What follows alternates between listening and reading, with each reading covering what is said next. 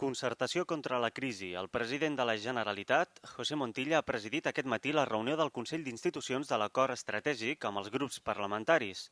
Govern i agents socials han presentat un document de consens que preveu 8 línies estratègiques de treball, entre les quals hi figuren millorar el finançament de les petites i mitjanes empreses, estimular el consum i transformar el sector de la construcció. Sindicats i patronal han dit que l'acord posarà les bases d'imminents mesures concretes. Entenem que ha estat una reunió molt positiva en la mesura que l'hem pogut fer, que hem pogut posar sobre la taula una anàlisi dels problemes i unes línies de treball que hem entès coincidents per part de tothom, amb els matisos possibles, per unes línies de treball que són les que hauríem de comprometre'ns a treballar a futur.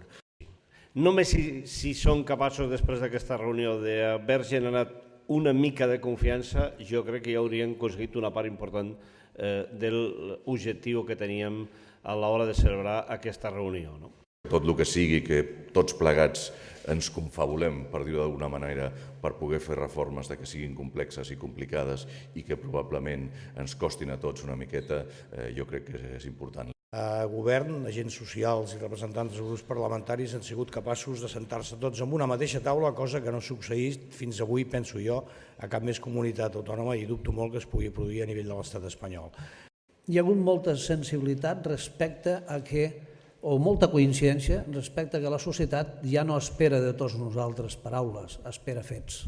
A la declaració d'aquest acord estratègic també es planteja fomentar les noves empreses i assegurar la protecció social dels ciutadans. El conseller d'Economia i Finances, Antoni Castells, ha parlat d'una cimera sense precedents. És molt important, jo crec, que aquesta cimera hagi anat com ha anat.